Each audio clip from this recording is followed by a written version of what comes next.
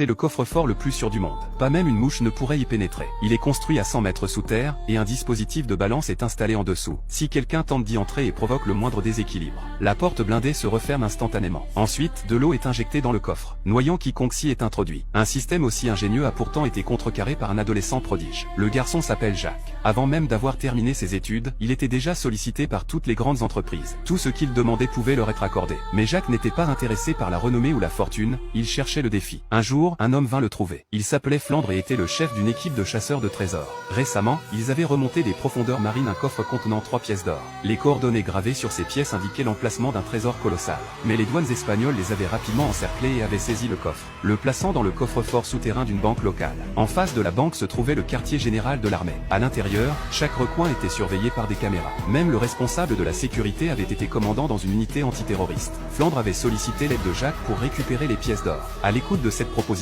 Jacques sentit son intérêt éveillé. Il accepta. Le lendemain, il prit l'avion pour l'Espagne. Là-bas, il rencontra l'équipe de Flandre. Marc, le hacker. Bella, la voleuse professionnelle. Payson, ancien marine. Et Kane, chargé de la logistique. Une fois tous les membres réunis, ils commencèrent immédiatement à élaborer leur plan. Marc pirata d'abord le système de surveillance de la banque. Pendant ce temps, Jacques se fit passer pour un agent d'entretien pour infiltrer l'établissement. Pour ouvrir le coffre, 2 clés étaient nécessaires, ainsi que l'empreinte digitale du responsable de la sécurité. Bella se fit passer pour une experte en art et entra dans la banque.